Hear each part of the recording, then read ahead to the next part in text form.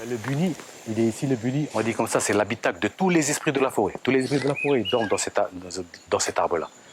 Cet arbre, il est utilisé que pour les grandes chefferies. Maintenant, là, on parle comme ça que les arbres se communiquent entre eux. Ça me fait rappeler une histoire pour nous amener dans la religion kanak.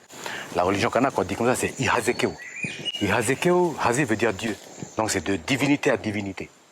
Mais pour arriver à cette divinité-là, il y a un parcours initiatique à faire. Le parcours initiatique, c'est de sortir de l'animalité vers son humanité pour pouvoir aller vers sa divinité et pouvoir rencontrer l'autre qui est aussi divin aussi. Quand l'Ifou elle était formée, l'Ifou, il y a 2 noix de coco qui sont arrivées. Les 2 noix de coco, quand ils sont arrivés, paf, ils ont cassé les 2 noix de coco. 2 filles sont sorties. L'aînée, elle a dit à la petite, écoute, toi tu vas aller chercher à manger pour nous 2, et moi pendant ce temps-là, je vais aller arracher la paille pour faire une petite maisonnette pour nous 2. D'accord. L'aînée, elle est montée, elle a commencé à arracher la paille et s'est coupé le doigt. Chez nous, le doigt, le sang, il est vraiment sacré, le sang. Il a pris son sang, descendu dans une cuvette, elle a lavé sa cuvette, dans la cuvette, et de son sang, il y a un enfant qui est né. Et comme elle ne connaît pas, elle va donner quoi comme nom? Elle a donné le nom de la paille, Ivez. Puis voilà la cadette qui arrive aussi. Elle s'est blessée aussi en ramassant un coquet, elle s'est coupé le doigt. Il est arrivé là, on l'a lavé dans la cuvette, il y a un enfant qui est né, il a donné le nom de Hunamel, le platier. Mais le problème, c'est que quand les deux petits sont arrivés, les 2 filles, ils n'avaient pas de sein pour pouvoir donner le lait à les 2. Quand ils sont arrivés avec les 2 cocos, là, les 2 cocos, ils ont germé déjà, gros cocotier déjà, avec plein de cocos dessus. Les 2, ils ont pris les cocos, ils ont donné à boire à les 2 petits. Au contact de l'eau, le coco avec les 2 petits, les 2 petits, ils ont grandi d'un coup. Et le soir, ils sont partis dormir le soir. Dans la nuit, ils entendent murmurer comme ça dans le noir. Ils ont été regardés, c'est quoi? Eh bien, c'était des arbres. Des arbres, des cailloux, des lézards, tout ça qui marchait, des serpents.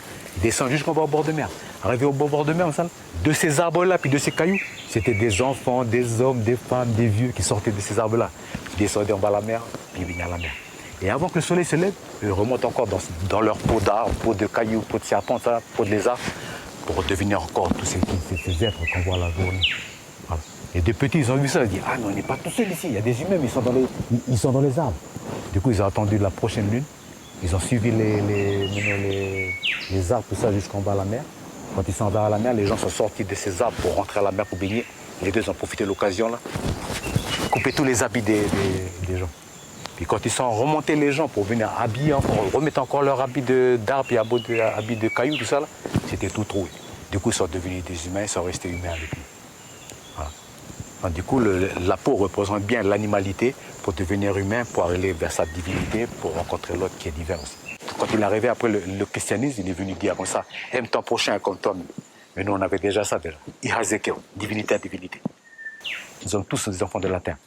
Mais notre devoir, c'est de préserver celle-là. Nous, on est tous gardiens de ça. On n'a pas à détruire tout ça. Il faut garder ça, sauvegarder ça.